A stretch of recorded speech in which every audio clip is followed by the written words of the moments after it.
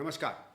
जून के अपने मन की बात पर प्रधानमंत्री ने कई विषयों पर बात करते हुए भारतीय संस्कृति और संस्कार की बात की और इसमें मैं कुछ कहना चाहता हूँ। ये संस्कृति, संस्कार, कल्चर, भारतीयता, इस पर प्रधानमंत्री, बीजेपी, संघ मतलब दिन भर कुछ न कुछ बोलते रहते हैं और इनका एक ये कहना है कि अगर भारतीय संस्कृति और संस्कार को कोई समझता है या उसका कोई संरक्षक है या उसको कोई जानने मानने वाला है तो केवल संघ, बीजेपी और उसके प्रधानमंत्री और उनके लोग हैं। बाकी सब तो सिर्फ पाश्चात्य संगीत सभ्यता से प्रभावित है।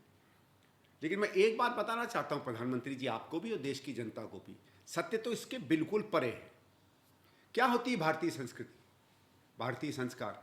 ये इसकी विविधता रही है और जिसको हम मानते हैं कि सही में क्या वो ऐसे चीज़ें हैं जिससे लोग भारत की और भारत की संस्कृति और संस्कार को पहचानते हैं। आप भारतीय संस्कृति को सीमित कर देते हैं संस्कृत भाषा से या उसके लिखे हुए ग्रंथों में, और वो हमारी बहुत बड़ी धरोहर है, बहुत महान धरोहर है और उसका हम सब पर गर्व है। वो दूसरी बात है कि शायद आप में से ज़्यादा अधिकांश लोगों ने उनको पढ़ा तक नहीं होगा, पर चलिए उस बात को छोड़ देते हैं।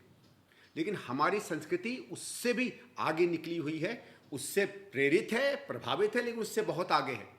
आपकी सरकार ने, और माफ़ करिएगा थोड़ा मैं बीच में लाइन डालना चाह रहा हूँ, कभी कभी राजनीतिक वक्तव्य हमसे भी निकल आते हैं, जो कुछ इस देश की मूल संस्कृति और संस्कार को सुरक्षित रखने के लिए, उसको संरक्षित रखने के लिए और उसके प्रोत्साहन करने के लिए किया है, आप मानो या न मानो, वो कांग्रेस की सरकारों ने किया है। हम किसके लिए जाने जाते हैं? हमारे शास्त्रीय संगीत, जिसको हम हिंदुस्तानी क्लासिकल म्यूज़िक भी कहते हैं, हम कर्नाटक क्लासिकल म्यूज़िक भी कहते हैं, उसके अलग अलग घराने होते हैं। उनका तो शायद आप लोगों को ज्ञान भी नहीं होगा, क्योंकि मैंने तो कभी भारतीय जनता पार्टी के किसी बड़े नेता को या आरएसएस के किसी बड़े सम्मेलन में शास्त्रीय संगीत को कभी सुना हो, या उसके प्रख्यात पंडितों को या उसके गुरुओं को, उसके आचार्यों को, उसके उस्तादों को कभी वहाँ आते हुए या जाते हुए देखा हो।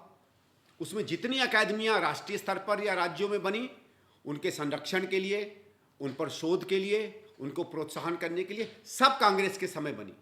जितने सम्मेलन इस देश में भारतीय संस्कृति, भारतीय शास्त्रीय संगीतों पर आज से शायद 25-30 साल पहले होते थे, उसका शायद 1% भी नहीं आज बच गया है।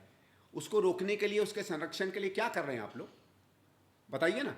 आप संस्कृति संस्कार की बात करते हैं, ज़मीन पर क्या करते हैं? हमारे जो नृत्य हैं, हम कथकली उसमें मानते हैं, भरतनाट्यम उसमें मानते हैं, उड़ीसी हम उसमें मानते हैं, कथक उसमें मानते हैं। इनके बारे में 1 रुपया आपने खर्च किया है? नया एक नया कोई स्कीम आप लेकर आए हैं? हम इस देश में, ठीक है बॉलीवुड है, फिल्मों से जुड़ा हुआ कल्चर है, माफ़ करिएगा वो ज़्यादातर पाश्चात्य संगीत और पाश्चात्य सभ्यताओं और पाश्चात्य कल्चर से ज़्यादा प्रभावित रहता है, पर चलिए उसमें भी हम लोग बहुत अच्छे हैं। उसके अलावा किस रूप में कभी आप इस देश को दिखाते हैं?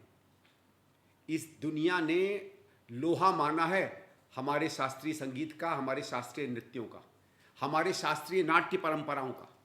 उसका कभी कुछ किया आपने? मैंने तो नहीं देखा आज तक।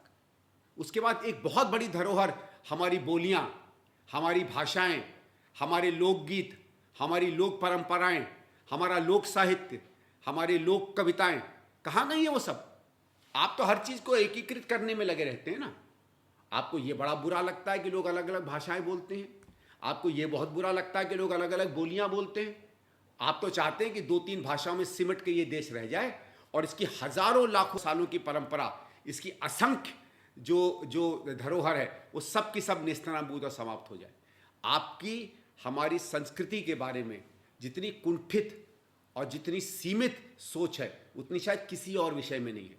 और इस देश की विस्तार को, इस देश की विविधता को, इस देश की जो समृद्धता है हमारी संस्कृति की, उसको अगर कोई ख़त्म करने में सच्ची में लगा है, वो 700-800 साल में कोई और नहीं कर पाया, 200 साल में अंग्रेज नहीं कर पाए, जिनको आप कहते थे कि बाहर से आक्रांता आए हैं, अगर कोई उसको ख़त्म कर रहा है तो पिछले 10 साल की में आपकी सरकार ख़त्म कर रही है।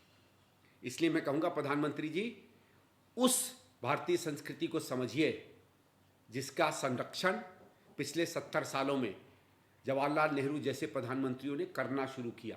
मुझे मालूम है उसका नाम देखते ही आपको एलर्जी हो जाती है, और इसीलिए एलर्जी हो जाती है क्योंकि वो विस्तार है, आप सीमित हो। वो बड़ा है, आप कुंठित हो।